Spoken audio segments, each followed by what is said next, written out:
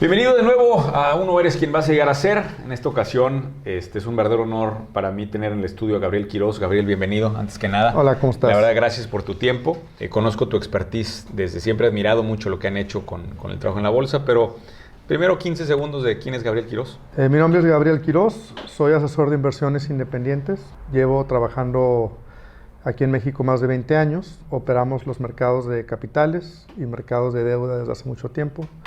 Operamos con varios bancos, principalmente instrumentos de bonos, acciones mexicanas, acciones extranjeras listadas aquí en México, fibras también bastante en la parte para compensar ahí el tema de flujo, o para complementar el tema de flujo efectivo que proveen los bonos. Y pues sí, tenemos ya bastante experiencia trabajando aquí en México con varios bancos. Y además te has convertido en una especie de Midas, por así llamarlo, de haber tenido olfato, y platicaremos un poquito de eso más adelante.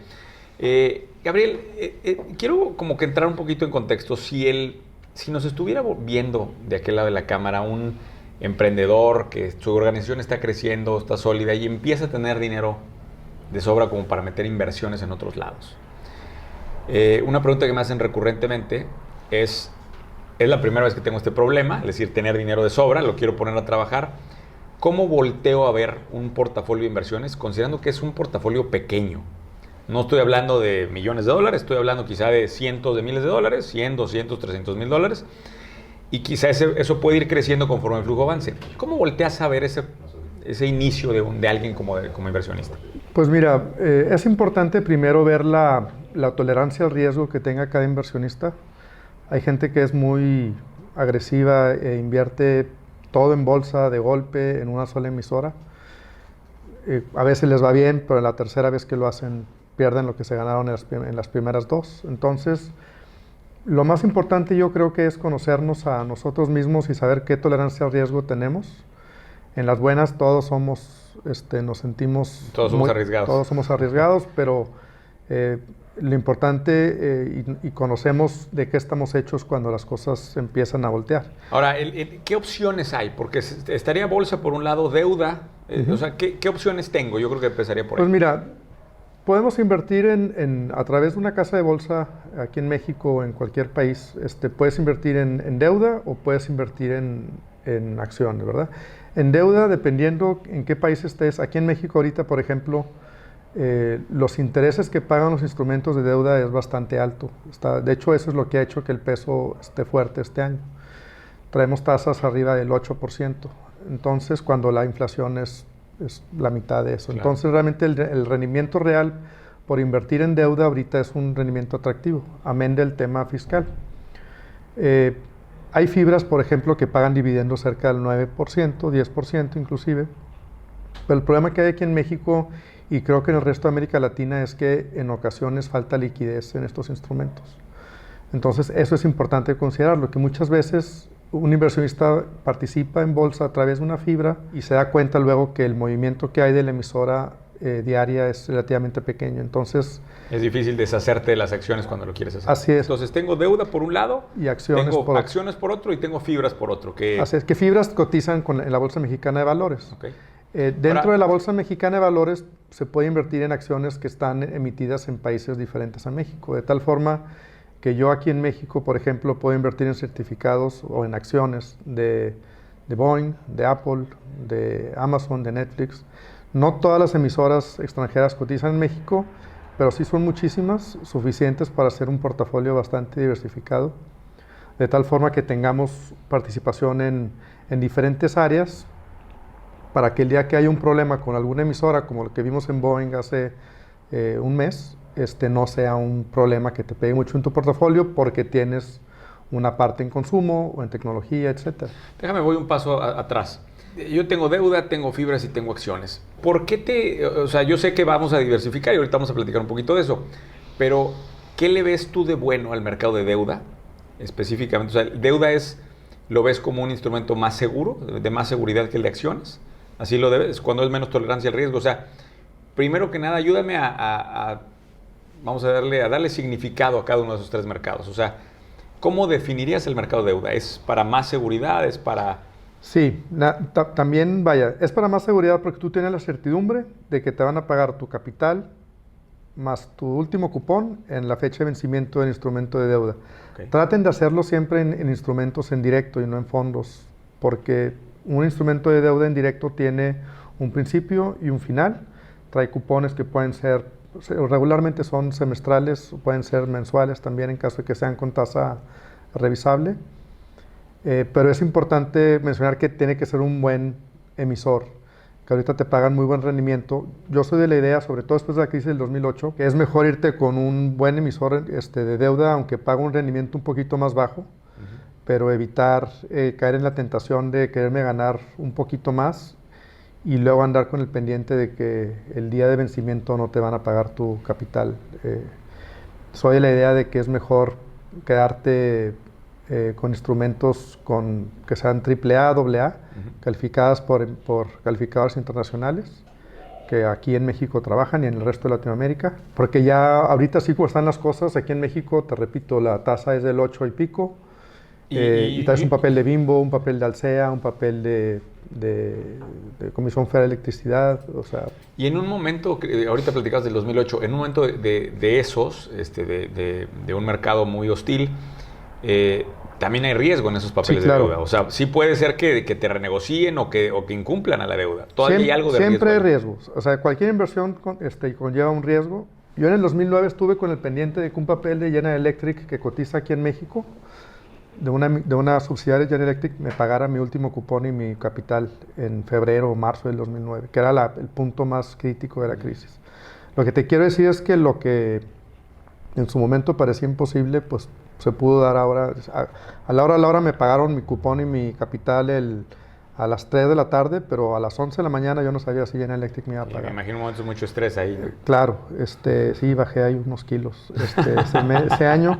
Pero ahora, sí, lo que te quiero decir es que en todas las inversiones de este tipo de riesgo, lo que tenemos que hacer es conocernos a nosotros mismos para ver qué tanto riesgo estamos dispuestos a tolerar. Yo recomiendo siempre empezar con deuda para posteriormente migrar poco a poco a la parte de capitales, o sea, acciones. Pero definitivamente a largo plazo, sobre todo para la gente joven, es importante participar en el mercado de acciones, de capitales. En Estados Unidos hay una regla que usan ellos, que la edad que tengas sea el porcentaje que inviertas en deuda. Okay. De tal forma que si eres una persona de 20 años, tengas 20% en deuda y 80% en acciones. Porque tu tiempo de recuperación en caso de una crisis, por ejemplo, gente que aguantó la crisis del 2008-2009, ahorita 2019 les ha ido muy bien. Si eres una persona grande de 80 años, 70 años, es importante que tengas al revés, 70% en deuda, 80% en deuda y solamente 20% en capitales, porque tu posibilidad de recuperar tu capital en el tiempo, en caso de que haya una coyuntura, que nunca sabemos cuándo se pueda dar una crisis, que no tiene que ser una crisis tan fuerte como la del 2008-2009, pero es una crisis que definitivamente va a pasar en el futuro, que estemos bien protegidos y que no nos haga un problema, sobre todo con un tema de retiro, que es un tema que aquí en Latinoamérica es grave. Sí. Porque la cultura de ahorro pues no es tan desarrollada como en otros países, ¿no? Y si quieres, ahora sí brinquemos a la siguiente parte, que es ya entrar al mercado de capitales. Obviamente la variedad de acciones que hay hoy sobre la mesa y la cantidad de información que hay hoy también hace que sea muy complicado el proceso, Gabriel. O sea, yo te preguntaré primero, ¿qué es lo primero que debemos empezar a leer? Todavía no ni siquiera invertir. Imagínate que nada más quiero empezar a enterarme del tema. ¿Cómo empiezo a leer la bolsa? Pues mira, a mí siempre se me ha hecho interesante conocer, que la gente conozca el producto en el que va a invertir o el medio en el que va a invertir, sí. Sobre todo cuando empiezas. Se me hace importante que lo traduzcas a una experiencia propia, a una idea de inversión. Lo puedes ver, por ejemplo, puede ser algo muy sencillo. Tú puedes decir, oye, me gusta esta empresa porque es un producto que yo he visto, es un producto que me gusta, sé que a la gente le gusta, sé que la gente lo consume. Y de alguna forma creo que va a tener una permanencia en el tiempo y no es un producto que está de moda y que en unos meses va a dejar de estar.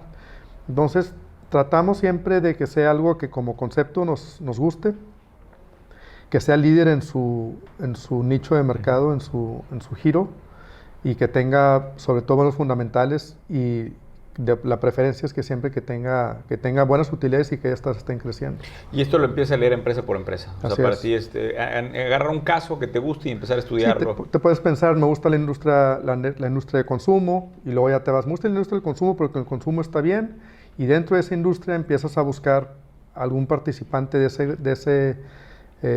esa industria que te guste y que sea algo que tú veas que va creciendo. Déjame, te hago otra pregunta de estas introductorias. También dentro de la misma oferta de bolsas de valores, hay varias. Ahora sé que en México hay 2 y además tienes la posibilidad de invertir en la bolsa directamente de Estados Unidos, y quien esté en Sudamérica pues tendrá las de sus países. De repente el otro día en una comida me dice un buen amigo, me dice, es que la estamos regando porque debemos estar metiendo todo nuestro dinero en la bolsa jamaiquina. La bolsa, entiendo, si no mal recuerdo fue la jamaiquina, había tenido 2 años de rendimientos líderes en el mundo, ¿no? Aparentemente.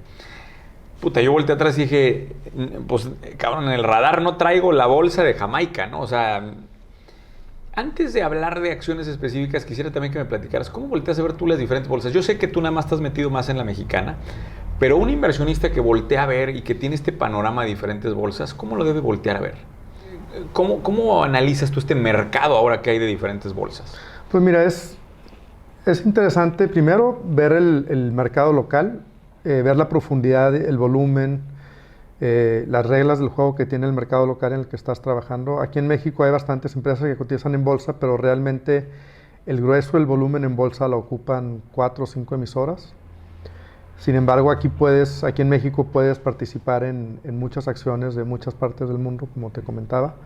Entonces, es hacer un balance entre lo que se puede hacer con acciones mexicanas, con fibras mexicanas y con acciones que cotizan internacionales de manera internacional. Entonces, ahorita a tu comentario de un rendimiento muy bueno en un mercado muy chico como este que me acabas de comentar, pues yo soy de la idea de que dejaras pasar la tentación de invertir en un mercado que definitivamente puede haber sido muy atractivo por alguna coyuntura muy puntual que se dio ese año, porque definitivamente si hubo 2 años de eso, seguramente luego puede haber, a menos de que haya una explicación clara de por qué crece tanto la bolsa de un país.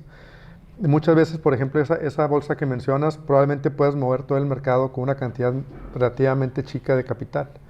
Entonces, se extingue ese capital y se vuelve muy volátil. Entonces, lo ideal es trabajar con empresas, con acciones de empresas que tengan suficiente volumen para que tú puedas entrar y salir del mercado con facilidad y que no estés atorado y tengas tú $100 invertidos, vamos a pensar, equivalentes en una empresa que en todo el día ha cotizado $1,000 o $2,000, que es lo que pasa a veces con mercados muy chicos. Hay emisoras que o no cotizan en todo el día o cotizan una cantidad mínima. Eso me parece interesantísimo, aparte de analizar la profundidad de los mercados. Ahora, habiendo dicho eso, Gabriel, otra de las preguntas que siempre me hacen es, el entrar y salir del mercado habla de un trading activo. Así es. ¿No? Y ahora, bueno, no ahora, pero recientemente ha habido, no sé, 10, 15 libros que se han convertido, pues, bestsellers importantes que hablan de dejar de tocar el trading activo e irte mejor a largo plazo. Sí, a largo plazo con los index trading funds, se llaman. Los ETFs, sí. Y con los invirtiendo en índices también. Exacto, invirtiendo en índices, ¿no? Tú eres un trader activo de toda la vida, es lo que entiendo, ¿no? O sea, tú haces movimientos todo el tiempo. Explícame cómo volteas a ver tú esta dualidad entre entrar y hacer cosas o dejar que el dinero no tocarlo, ¿no? Mira, como comentas, hay en el mercado instrumentos que te permiten invertir en todo un índice. En México está el NASDAQ, en Estados Unidos está el S&P 500 y así cada país tiene su índice. Yo lo que hago es que una parte importante la dejo en el índice y luego que me sirve de base y posteriormente empiezo a invertir en acciones en directo. Sobre todo en la medida que son clientes que acaban de empezar, es interesante empezar con un índice. Sobre todo ahora que las comisiones en algunos bancos, en algunas casas de bolsa, han bajado tanto que te permiten pues diversificarte. Vas teniendo una base que es el mismo índice, en este caso el NASDAQ o algún ETF que maneje un índice o que sea de un índice o de un segmento de mercado muy grande, y posteriormente empiezas a invertir en directo en las diferentes emisoras. Ahora, ¿en México hay fondos indexados como los Sí, hay? claro. O sea, ¿están listos para que ya nada más... y no te comen mucha comisión estos fondos? No, O sea, no, son... porque en la medida que son fondos, por ejemplo el NASDAQ, en la medida que son fondos que tienen mucha distribución y mucho volumen, su comisión es menor, porque aparte no es una administración activa, realmente están ellos, a diferencia de los fondos de inversión, que sí es una administración activa y compran y venden constantemente acciones. Un iShare como el NASDAQ lo que hace es que nada más replica lo que hace el mercado, en este caso de México. Entonces el costo es muy bajo, te permite tener participación en todas las emisoras de México con un solo instrumento. De alguna forma mitigas bastante tu riesgo en estar en un solo índice, pero también tu rendimiento está hasta cierto punto limitado a lo que haga el índice del país. Entonces lo que haces es, lo usas como una parte importante de base de tu portafolio y de ahí vas escalando y le vas agregando a tu portafolio acciones en directo de empresas que te hacen sentido desde el punto de vista de negocio. Que tú las olfateas como clave, ¿no? Así es. Ahora, y este comentario también lo he visto repetidas veces de la gente que nos contacta, que me dice que, pues si vas a entrar a la bolsa, ¿para qué entrarle a los blue chips, ¿no? A las acciones como muy estándar? Que debiéramos de entrarle más a las acciones de tecnología, a las que realmente te mueven la aguja. Hay una moda, creo, muy fuerte ahorita de entrar a las empresas de tecnología.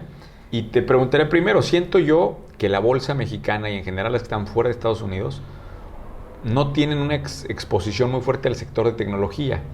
¿Lo debiéramos ver eso como, o sea, pues como que estamos un paso atrás? ¿Estamos, o sea, como una desventaja de las bolsas mexicanas y fuera de la americana? Pues mira, ¿Cómo volteas a ver todo el sector pues mira, de la lo que tecnología? pasa es que el mercado de valores es un reflejo de la economía de un país. El hecho de que aquí en México no tengamos emisoras que sean de empresas de tecnología es porque el sector de tecnología de nuestro país no está tan desarrollado como pues otro tipo de industrias, como son industrias de producción de otro tipo de bienes y servicios. Entonces, lo interesante, volvemos a lo mismo, es que estando tú aquí en México o en otros países de Latinoamérica, en la medida que ha crecido el mercado de capitales y se ha podido invertir en acciones de otros países, tienes acceso a acciones de empresas de tecnología aquí en México, de tal forma que tú aquí en México puedes invertir en Apple, en IBM, en Netflix, en muchas empresas. Y así lleva mi siguiente pregunta. He estado oyendo un par de expertos que te dicen que la mejor herencia que le puedes dejar a tu hijo es FANG. No sé si es este acrónimo de Facebook, Amazon, claro, Netflix, Google, ¿no? ¿Qué opinas tú de esta noción de FANG como el futuro, ¿no? Yo creo que me gusta mucho como inversión. Yo invierto en casi todas, menos en Facebook. Me gustan las acciones, me gustan las empresas. Algunas son más caras que otras. Sin embargo, difícilmente lo tendría yo como herencia porque ¿cómo te puedo explicar? Si tu papá te hubiera heredado a ti el FANG de su momento, te hubiera entregado Honeywell, te hubiera entregado Westinghouse o te hubiera entregado Panam. ¿Sí me explico? Sí. Y todos sabemos qué pasó con algunas de esas empresas. Entonces, me gustan ahorita, les ha ido muy bien, han crecido bastante, yo creo que van a seguir creciendo, pero difícilmente creo que en 20 años, pues vaya, yo creo que hay mucho riesgo en invertir en eso y pensar que en 20, 30 años van a seguir funcionando, porque van a venir siempre nuevos jugadores, como tú sabes, se va reinventando la economía y las opciones de inversión también van cambiando, pero definitivamente ahorita está muy bien, pero así como para heredar ese portafolio, yo la pensaría. Oye, Gabriel, y otra cosa que esto sí es una pregunta personal. Estaba leyendo una nota de que en el 2018 80% de los IPOs fueron de empresas en pérdidas. Es otra cosa que a mí me causa mucho cortocircuito, porque los que están allá afuera siendo emprendedores, abriendo negocios, pues estás remando todos los días a favor de que haya algo de utilidad. Y parece que hay otro juego. Yo digo que hay dos canchas, cabrón. hay una cancha que son los güeyes que están tratando de hacer utilidad y los pobres andan sufriendo y que son mi gente. Y hay otros güeyes que no les importa perder dinero y que simplemente se fondean con la siguiente ronda y van haciendo una bola de nieve. Inclusive el mercado de capitales se lo cree. Para mí, en lo personal, es un termómetro muy delicado el que tantas empresas estén yendo a IPOs en pérdidas. No sé si tú lo diagnostiques de la misma forma. Primero, ¿por qué se permite? Esa es la primera pregunta. ¿Por qué permitimos que una empresa en pérdidas vaya a la bolsa? Y segunda, ¿cuál es tu interpretación de la cantidad de empresas en pérdidas que están saliendo a IPOs? En Estados Unidos, sí. Pues mira, yo creo que lo que vale de esas empresas es el potencial que tienen de, pasando un tiempo determinado, empezar a generar utilidades. Lo vemos con Amazon, por ejemplo, que en Estados Unidos tuvo pérdidas por muchísimos años, cantidades muy fuertes de pérdidas, y solamente después de una permanencia en el mercado de muchísimos años, de un verdadero incremento en el servicio, en crecimiento de participación de mercado, de volúmenes de transacciones, que empezó a generar utilidades aún al día de hoy con un porcentaje relativamente pequeño de utilidad sobre cada venta que hacen, pero con un volumen muy grande. Entonces, a tu pregunta de por qué se permite que haya tantas emisoras, lo que pasa es que nadie nos obliga a nosotros a comprar acciones de empresas como estas que se están colocando. Si tú crees que esa empresa tiene un concepto Valor. y un plan de trabajo y un liderazgo por parte de su directivo, los dueños de la empresa, si tú crees que ellos eventualmente le van a dar la vuelta y después de tener pérdidas por muchos años van a lograr darle la vuelta y generar una riqueza muy grande, el caso de Amazon pues es uno de los casos más claros, pues yo no le veo ningún problema.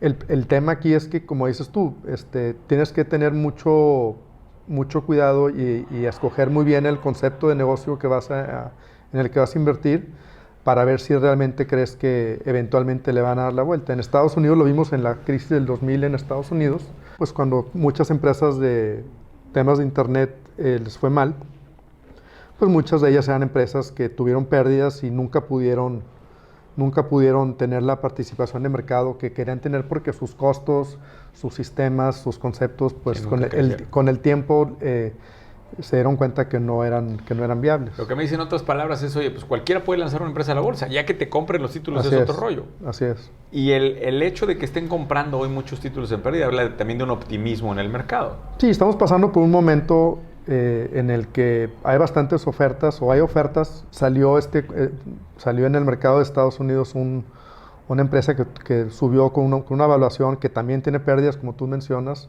que hacen un sustituto de carne, si lo viste. El caso de Beyond Meat, que está muy interesante lo que están haciendo. Tienen pérdidas, pero si ellos logran capturar un porcentaje del mercado que actualmente come carne con un buen producto, con un buen concepto, pues el potencial es gigantesco. Entonces, hay gente que está dispuesta a invertir ahorita con la esperanza de que esa empresa eventualmente llegue a su potencial, llegue a tener una participación de mercado, que si la traduces a evaluación, pues ahorita lo que parece muy caro puede ser barato. Ahora, este efecto que pasa en la bolsa americana no creo que se ve en ninguna otra bolsa, ¿verdad? No, difícilmente. En Europa, en algunas bolsas seguramente, pero obviamente Estados Unidos es donde más se colocan emisoras de ese tipo. ¿Y pudiera darse el caso de una empresa que dentro ya de estar cotizando siempre permanezca en pérdidas? No, es muy difícil. Yo creo que el mercado castiga y te da tu oportunidad, y si después de un tiempo no logras convencer, nada más te apagan el switch, y la gente que invirtió, que muchas veces son empresas de capital privado que invirtieron, pues pierden. Entonces son empresas, los que fondean este tipo de empresas en sus etapas iniciales, son empresas de capital privado que tienen un equipo de análisis muy grande, muy robusto, donde ven 5, 10, 15 empresas cada X tiempo, evalúan, ven el concepto, ven al equipo que está detrás de esa empresa, ven sus números, su potencial, y deciden invertir. Invierten vamos a pensar en 10 empresas, de las cuales 3 pues resultan que tuvieron pérdidas, 3 más o menos, y 3 se van a cero, su inversión se va a cero, pero con 1 o 2 que le peguen se ganan un dineral. Entonces ellos van midiendo su riesgo, también diversifican, invierten en diferentes mercados, en diferentes riesgos, y en la medida que pasa el tiempo, pues el tiempo a veces les puede dar la razón, y muchas veces una buena te quita, te compensa todas las malas y te da muchísimo más. ¿Y en qué momento vale la pena traer a un manejador profesional, a un trader profesional como tú? ¿Es por el tamaño del portafolio? O sea, llega un momento donde la escala del portafolio te exige a alguien volteándote, pues sí, adult supervision, como dicen. Pues sí, digo, el tamaño del portafolio, el nivel de servicio que se requiere a veces también, que es mayor al que tú podrías tener manejándolo en directo. ¿Cuál sería tu recomendación? O sea, cuando tengas más de esto, güey, ya no lo manejes en directo. ¿Más de $1 millón? ¿Más de...? Es que qué buena pregunta, no te sé decir. La verdad es que depende cuánto tiempo estés dispuesto a dedicarle, qué tanto le entiendas y pretendas entenderle al mercado. Pero vamos a pensar a alguien, y quiero voltear a ver a mi caso típico, que es gente que no le quiere dedicar tiempo porque tiene problemas de su negocio, pero más bien el tema es no tengo tanto dinero, no lo estoy invirtiendo tanto. Para yo hacerme de un asesor profesional, hacer trading a partir o sea, porque también, bueno, ahorita platicamos de otros efectos, pero ¿te parece $1 millón una cifra razonable? Pues, más o menos algo por ahí. O un poquito más. Pero puede ser menos, es que depende, depende mucho de la persona, del caso en particular, porque hay muchas veces, ahorita mencionas $1 millón, puede ser que el patrimonio de alguien sean 10 millones de pesos, que es el equivalente a cerca de $500,000, y eso también lo puedes tú, te puede ayudar una persona profesional a manejarlo. Aquí lo importante es cómo te sientas tú con qué tanto tiempo le quieres dedicar y qué tanto crees que necesitas el apoyo de una persona profesional. Pero sí hay gente que maneja en directo y personalmente cantidades muy grandes porque le gusta, le entiende y se siente a gusto, y hay gente que con cantidades un poco, más pequeñas, que se apoya con gente profesional. Es un tema muy personal, yo creo. Ahora, Gabriel, una cosa que me preocupa mucho es que ha habido una oleada, y más con las redes sociales, de estos, pues vamos a llamarle expertos milagrosos, traders milagrosos, que te prometen retornos escalofriantes, sobre todo en Forex. No sé si has notado un poquito ese efecto. Sí, digo, siempre ha habido diferentes industrias que con el tiempo han ofrecido rendimientos muy grandes en muy poco tiempo. Y lo que vimos hace, no sé, 18 meses con todo este tema de criptomonedas y cosas de esas. Pues yo soy de la idea de que trabajamos durísimo para producir un patrimonio, y creo que es importante cuidarlo, protegerlo, tenerle respeto a los mercados, que pueden ser muy agresivos a veces.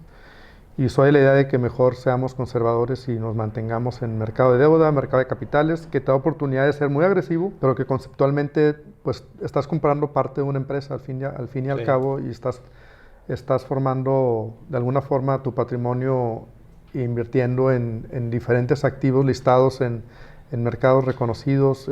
Siento que te da muchas oportunidades el mercado establecido como para que tengas que salir y hacer locuras. Una locura.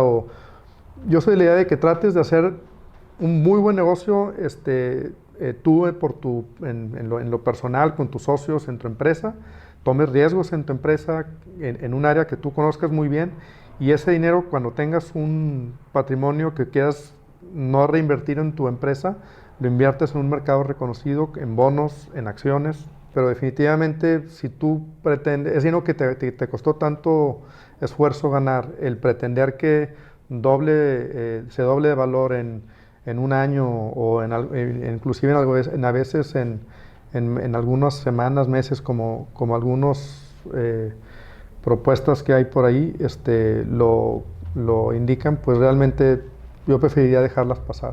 Gabriel, bueno, muy interesante todo este rollo que hemos estado platicando, y quisiera ir, ya para no robarte tanto de tu tiempo, también me gustaría que platicaras un poquito, si me permites esta indiscreción, que me platicaras algún momento donde te hayas equivocado, donde hayas vivido un episodio difícil, que obviamente para ti dificultad obviamente significa perder muchos ceros de repente, y cómo eso, o sea, cómo eso te llevó a una lección en particular en inversiones, ¿no? No sé si me puedes platicar alguna anécdota o algo que te acuerdes en particular, como para de irte preguntando un par de más cosas en torno a eso. Ujú. Sí, por ejemplo, ahorita al principio de la conversación te comentaba de no invertir en instrumentos de deuda que no sean de empresas muy bien calificadas, porque muchas veces el incremento en tasa de interés, que al pasar de ganarte vamos a pensar un 9%, pasas a un 10%, que es un incremento relativamente menor,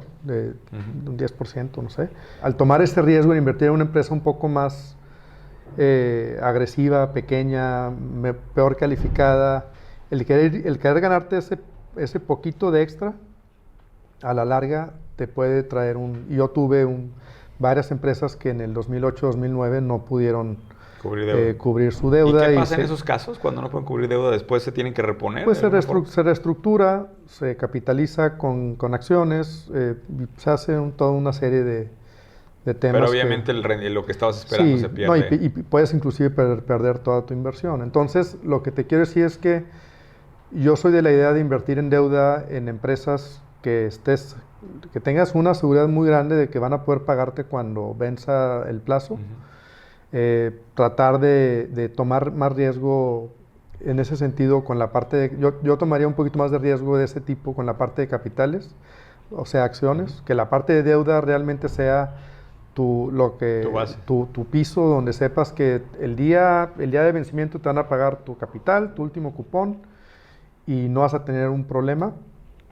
Y si quieres tomar riesgo, tomarlo en la parte de acciones, porque pues ahí puedes tener, yo recuerdo con 2008, 2009, tuvimos alguna experiencia de que con acciones que ya se golpearon muchísimo, pero que con el tiempo se pudieron recuperar. Y muchas veces los instrumentos de deuda, cuando se complican, muchas veces es difícil que se levanten. Que se recupere. Oye, una cosa que ha estado insistiendo mucho Tony Robbins es el cuidarse, que mucha gente está metida en fondos que te cobran muchas comisiones. Hoy me parece que hay mucha gente, o sea, cuando arranca el principiante lo natural es ir a su banco y de ahí meterse a un primer fondo. Y esos fondos terminan siendo muy costosos en términos de lo que te quitan, ¿no? ¿Tú recomendarías que cuando arranquen tratar de estar volteando a ver eso y quitarse eso lo más rápido posible? O sea, involucrarse lo más rápido posible para eliminar esas comisiones. Pues depende de cada quien. Volvemos a lo mismo. Mucha gente no tiene una persona que maneje profesionalmente su capital, y puedes tener un fondo que sí te va a cobrar una comisión. Hay muchos fondos en el mercado. Hay unos que cobran comisiones muy altas, otras no tanto. Lo importante es que si vas a comprar un fondo, que sea un fondo que su costo no sea muy alto, o que su costo se justifique con una estrategia de inversión y una filosofía que vaya con tus objetivos de inversión. Okay. Lo que te quiero decir es que los fondos para mucha gente funcionan muy bien. En México los fondos son caros, ¿no? En general sí. O sea, son caros contra lo que debieran. O sea, de nivel, si lo comparamos internacionalmente, nos están pesando, ¿no? Es que es un tema de volumen también. Entonces, en la medida que ha habido con el paso del tiempo más inversión, sí han bajado de como estábamos hace 5 años, 10 años. Se han ido bajando en la medida que ha habido competencia. Yo siento que los fondos están muy bien para cierto tipo de inversionista. Me gustan los fondos cuando invierten en algo muy puntual, que quieres participar en un segmento, pero que tú lo desconoces y prefieres dejarlo en manos de un profesional. Pero sí tienes que estar bien pendiente de que justifiquen ese porcentaje de que te cobran anualmente, y que lo justifiquen con rendimiento en el tiempo, ¿no? Oye, Gabriel, y bueno, la pregunta ya para ir cerrando, la pregunta obligada, el timing. He escuchado de 20, yo creo que más, unos 25 analistas ya, la inminente llegada ahora sí que el cambio de ciclo, la desaceleración, el bear market, y la mayor parte perfilando hacia 2020. Me sorprende, primero, que la gente esté haciendo como que tan directo y concreto con las predicciones. No me ha tocado tantos ciclos, pero en ciclos pasados no se había hecho como que tan claro, ¿no? Y ahora, no sé si eso verlo como, o sea, pues ahora ya nos volvimos mejor para predecir ciclos o qué, pero ahora sí veo como muy marcado el cuidado, viene un cambio de ciclo, ¿no? Sí, lo que pasa, digo, llevamos muchísimos años con tasas de interés muy bajas en los países desarrollados, en Estados Unidos, en Europa, en Alemania están en cero las tasas prácticamente. El daño que hubo en los mercados, la distorsión que hubo en los mercados con la crisis desde el 2008-2009, tuvo como unas consecuencias más grandes el que tuvo que haber un abaratamiento del dinero a nivel mundial en los países desarrollados que de alguna forma infló de alguna forma o hizo que subieran de valor muchísimos activos porque tu costo de financiamiento era muy bajo. Entonces, sí estamos en la parte final de un ciclo normal de mercado que ha durado ya bastantes años, vamos para 10 años. Yo no creo que vaya a haber un crack o algo así, esa es mi percepción. Yo quiero pensar que va a haber sí, seguramente toca una recesión en Estados Unidos normal. Coincide el tema del 2020 con las elecciones en Estados Unidos que puede generar algo de nerviosismo. Entonces, yo no creo que vaya a haber una crisis. Un crack, una crisis. Puede haber una recesión normal, como las que ha habido siempre. Es normal, se abaratan las tasas, hay mucho consumo, hay mucho endeudamiento, hay mucha producción, se satura el mercado de productividad, de producción, y llega un punto en el que no da. Y hay muchas cosas políticas, muchos temas demográficos que son bien importantes a nivel mundial, que están cambiando mucho las dinámicas económicas y sociales de muchos países. Hay que estar pendiente de esas tendencias y cómo influyen en lo que sucede en los mercados. Yo siento que estamos en la parte larga o la parte final de un ciclo. Creo que toca un ajuste en los siguientes años, en los próximos 2, 3 años, pero yo quiero pensar que va a ser una recesión normal, promedio de las que ha habido. Dudo mucho que vaya a haber una crisis muy grande. Una crisis agresiva. Yo quiero pensar que vamos a estar bien. Y los que opinan en contra de eso, yo creo que han hablado mucho de que se han rigidizado mucho los procedimientos y la forma de operar de los mercados, ¿no? O sea, creo que se han apretado tuercas. La verdad es que sí se ha hecho, pero en Estados Unidos al menos no como se debería. O sea, ¿todavía sientes que hay algo de margen? Pues en su momento, acuérdate que las crisis grandes como la que tuvimos en el 2008, 2009, en ese caso fue un problema con un tema de hipotecario, pero siempre el problema, o sea, mitigamos un problema o arreglamos un problema, pero surge otro tema. Puede ser en Estados Unidos un tema de deuda particular. Hay un problema grande en Estados Unidos de deuda estudiantil, por ejemplo, que estresa mucho a los mercados. Eventualmente va a ser un problema. De los mismos deuda en crédito. La gente trae demasiado crédito porque las tasas son muy bajas y la gente está muy endeudada y eso a la larga puede generar un problema. Entonces, tal vez no va a ser como la vez pasada, pero va a ser otra cosa la que va a generar un problema. Pero te repito, yo soy de la idea de que lo que sigue es una recesión de las que hemos visto en los últimos 70 años, un promedio.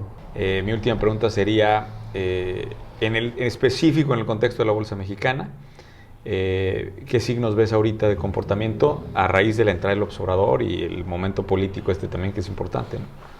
Sí, en su momento hubo bastante nerviosismo. Una buena parte de la bolsa mexicana se controla por capitales extranjeros, que la verdad es que estaban ellos menos preocupados con todo el cambio de régimen de lo que estaban los inversionistas locales. Siento que es un tema de tiempo, que la gente se tranquilice, se adecúe, se dé cuenta de que algunas cosas cambiaron, pero son muchas cosas las que siguen estando sólidas como país. Yo soy una persona optimista en lo que veo aquí para México en los siguientes años. Creo que hay bastantes oportunidades. Tenemos muchos temas demográficos a favor, la cercanía con Estados Unidos y lo que es la gente. O sea, yo creo que aquí en México vamos a estar muy bien en los siguientes años. entiendo que mucha gente esté nerviosa porque cualquier cambio genera nerviosismo, pero para que la política social y económica que quiera hacer el gobierno federal se dé, se necesita un mercado de capitales ordenado. Y yo creo que ellos están pendientes del mercado de capitales, del mercado de deuda nacional y van a hacer todo lo necesario para que esté funcionando y para generar riqueza y que eso a la larga le pueda generar bienestar a más gente aquí en México, que es lo que nos ha faltado. Quiero agradecerte mucho, Gabriel. Yo sé que el tiempo tuyo es valiosísimo y la verdad es que estos minutos que te das van a hacerte mucho bien para los emprendedores. No, muchísimas gracias, encantado. Cualquier cosa en la que creas tú que mi participación sea útil, yo con mucho gusto estoy aquí a tus órdenes, ¿no? Muchas gracias, Gabriel. Gracias. Gracias. Y ahí te lo esperamos sus preguntas en sus comentarios. Después volvemos a invitar a Gabriel a ver si nos permite y tendremos resolviendo algunas de las preguntas que nos pongan ahí abajo para leerlos. Muchas gracias a todos y recuerden que aún no son quien van a llegar a ser.